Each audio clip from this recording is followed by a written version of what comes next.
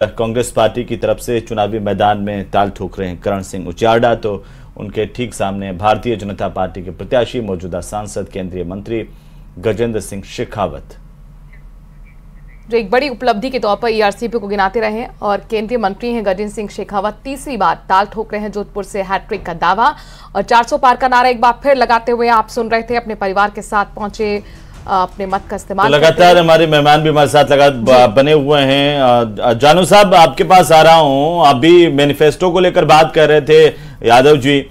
Manifesto में तमाम बातों को लेकर के कांग्रेस की आप भी लगातार सवाल उठाते रहे। कांग्रेस ने अपने मैनिफेस्टो में जिस प्रकार से शब्दों को घुमाकर तुष्टीकरण की प्रकाष्ठा का प्रावधान किया है और उसका पटाक्षेप जब होने लगा है तो कांग्रेस की भाषा भी बदलने लगी है।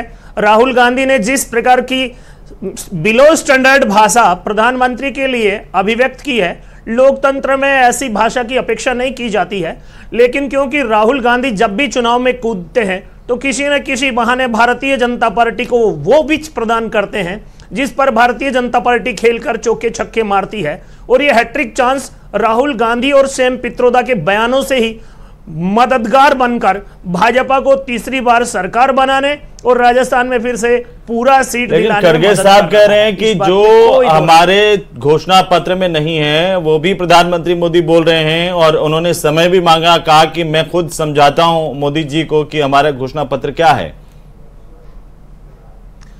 देखो, कांग्रेस की आदत रही है, खड़गे जी मिलकर समझाना चाहते हैं पर खड़गे जी को जनता लगातार समझा रही है। 414 वाली पार्टी 40 से नीचे आ गई है और राहुल गांधी के मिलने का तरीका तो संसद में हमने देखा था, एक तो मिलना और एक गले पड़ना। तो कांग्रेस की जो इस समय चुनाव में हालत है और देश की जनता से उनका जिस प्रकार कनेक्शन कट चुका है, उसके कारण अब वो बहाने तलाशते हैं चर्चा में बने रहने के लिए। अब मोदी जी से मिलना और समझाना एक सीधे तौर पर बचकानी हरकत से ज्यादा कुछ नहीं है। जो व्यक्ति 3 बार मुख्यमंत्री रहा है, तीसरी बार प्रधानमंत्री बनने जा रहा है, उसे समझाने की बात कांग्रेस कर रही है। समझ में आता है कि कांग्रेस को जनता क्या चाहती है नहीं समझ पा रही। बीजेपी लगातार हमलावर है, प्रधानमंत्री लगातार हर मंच से आपके घोषणा पत्र को जनता के सामने रख रहे हैं और ये कह रहे हैं कि कहीं ना कहीं इस तरह की बातें की जा रही है जिसमें तुष्टीकरण साफ तौर पर दिखता है। क्या आपको नहीं लगता कि आप में भी कहीं ना कहीं कमी रह गई जनता को समझाने में कि किस तरह का आपका घोषणा पत्र है? नहीं, हमें कमी कहाँ रह गई। हमने 8 करोड़ जो हमारा जो न्याय पत्र है वो घर घर में जाके हमारा कार्यकर्ता वितरित किया और आप देखेंगे। और मैं तो ये भी चाहूँगा, जैसे जानू जी कहते हैं, मैं तो न्यूज़ 18 से चाहूँगा कि हमारे घोषणा पत्र का वो हिस्सा दिखाया जाए जिसपे इन लोगों को आपत्ति है कि ये एक भाषा है जिसपे आपत्ति है। हम तो चाहते हैं कि हमारी बहस और हमारा घोषणा पत्र जनता के पास पहुंचे। सीधे हमारे पास संसाधन तो है नहीं, ना तो हमारे पास मीडिया को देने के लिए हमारे पास कुछ है, ना हमारा विज्ञापन भी आज तो प्रकाशित नहीं हो रहा है। यादव जी, क्या सोशियो-इकोनॉमिक सेंसस की बात घोषणा पत्र में नहीं की गई है? कर दीजिए आप, हम तो उसमें भी यादव जी सुन लीजिए, क्या आपके मैनिफेस्टो में सोशियो इकोनॉमिक सेंसस की बात नहीं की गई है जिसको लेकर लगातार प्रधानमंत्री कह रहे हैं? जी, तो मैं आपकी जानकारी में दे दूं, संविधान का अनुच्छेद 340 सोशल इकोनॉमी, आप याद कीजिए इसको, और इसको अगर नहीं है तो मेरी बात को जुठला दीजिए। संविधान का अनुच्छेद 340 सोशल इकोनॉमिक सेंसस की बात करता आया है, ये संविधान के अनुच्छेद में है। निश्चित रूप से जनता का बहुत आशीर्वाद प्यार से मुझे मिला है। मेरी कोशिश रही कि हर संकट के साथ, कोरोना का संकट हो चाहे बाढ़ का संकट हो, हर संकट के समय में कोटा की जनता के साथ रहा और जनता ने मुझे विश्वास भरोसा दिया और 5 चुनाव के अंदर अधिक विश्वास भरोसा दिया। फिर मैं जनता से आशीर्वाद मांगने जा रहा हूं। इतने दिनों तक जनता के बीच रहे, क्या मोटे तौर पर मुद्दे देखे आपने, लोगों की चाहत क्या देखी? क्योंकि हमने ये देखा कि बतौर लोकसभा स्पीकर भी पूरा वक्त आपका जनता के बीच ही बीतता था, चाहे कैंप कार्यालय हो चाहे कोटा बूंदी आपका संसदीय क्षेत्र। देखिए, देश की, प्रदेश की और कोटा बूंदी संसदीय क्षेत्र का एक ही लक्ष्य है, नरेंद्र मोदी जी को प्रधानमंत्री बनाना। ठीक है साहब, वोटिंग को लेकर के लोगों से अपील? वोटिंग को मेरी मतदाताओं से अपील है, वो अधिकतम मतदान करे, नरेंद्र मोदी जी को प्रधानमंत्री बनाने के लिए अपील करे, सक्रिय रूप से लोकतंत्र में भागीदारी करे।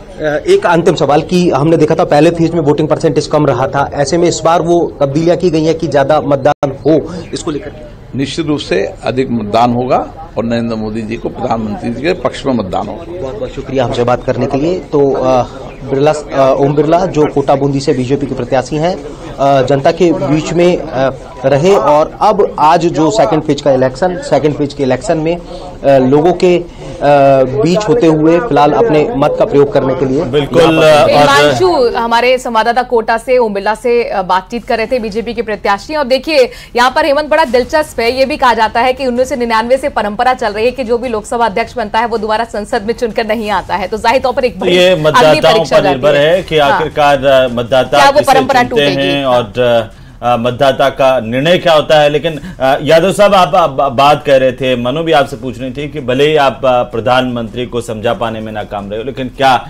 जनता को आप अपना घोषणा पत्र समझा पाए हैं?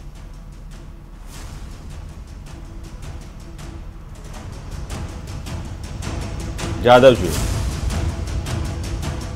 मैं बेरोजगारी और महंगाई शब्द तक भी प्रयोग में नहीं लिया है। आप देखिए, इससे ज्यादा जनता को नकारने वाली बात क्या हो सकती है? हमारे घोषणा पत्र में अगर हम कहते हैं कि 30 लाख रिक्त पदों पर नौकरियां देंगे, तो इसमें कहां आपत्तिजनक लग गया? हम कहते हैं कि हम हर महिला, जो गरीब महिला है, उसको 1 लाख रुपए सालाना देंगे, 8,500 रुपए हर महीने देंगे, तो इसमें कहां आपत्ति हो सकती है? हम कहते हैं कि किसानों को MSP की गारंटी देंगे जो मांग कर रहे हैं, इसमें कहां आपत्ति होगी? हम गरीब के लिए काम करते हैं, उनकी न्यूनतम मजदूरी 400 रुपए हम करना चाह रहे हैं। तो हमारा काम है गरीब आदमी के साथ खड़ा होना, अंतिम पंक्ति जो हमारा संविधान कहता है, सर्वोदय की नीति, उस पे चलना हमारा काम है। इनका काम है पूंजीपतियों के 16 लाख करोड़ रुपए माफ कर देना। हम पूछते हैं, अभी तक तो हमें कोई जवाब मिला नहीं कि भाई आपने 16 लाख करोड़ किसे कहते हैं? इस बजट का लगभग 30% हिस्सा आपने केवल पूंजीपतियों को, गरीब आदमी के टैक्स को पैसा लेकर के पूंजीपतियों की जेब में डाल दिया। तो जनता आज सवाल पूछती है और हम तो जनता से अपील भी करते हैं कि चूंकि हमारे तो सारे संसाधन, चूंकि भारतीय जनता पार्टी ने सारे संसाधन छीन ही लिए, कुछ छोड़ा ही नहीं, हमारे बैंक अकाउंटों को सीज कर दिया है।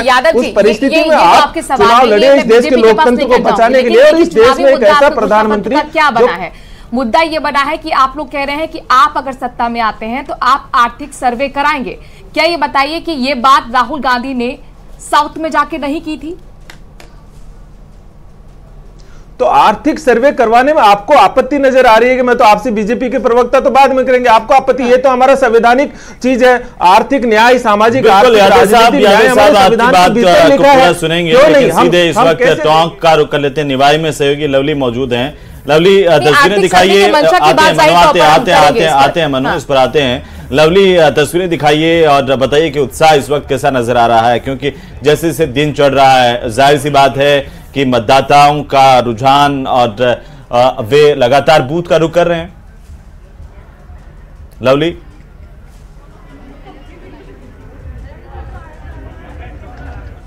तो लगता है लवली तक आवाज नहीं पहुंच पा रही है, लेकिन हम लगातार यादव जी के पास हम रुक कर लेते हैं, क्योंकि सवाल बहुत महत्वपूर्ण है। यहां पर आर्थिक सर्वे की अगर राहुल गांधी बात कर रहे हैं तो सीधे सीधे बीजेपी का कहना है कि आर्थिक सर्वे के पीछे मंशा यह है कि जितनी आबादी उतना हक के फॉर्मूले पर आप लोग काम कर रहे हैं। हाँ, तो ये आप सामाजिक आर्थिक न्याय का पैरामीटर ही यही है। ये मैं क्या कर, हम राहुल गांधी जी क्या करें? दुनिया की सारी राजनीतिक विज्ञान और अर्थशास्त्र के जो पुस्तकें हैं, जो आज तक के जो सिद्धांत है, वो यही कहते हैं कि अगर आप सामाजिक आर्थिक न्याय स्थापित करना चाहते हो तो सबसे पहले आपको ये एक्सरे करना पड़ेगा। और एक्सरे के तहत कैसे, मतलब हमारे गरीब लोगों का टैक्स लेकर के अगर क्या ये चीन में सफल रहा, क्या ये रूस में सफल रहा, क्या इस बात पर आपने यहाँ पर सर्वे किया है या रिसर्च की है? आप मुझे ये बताइए।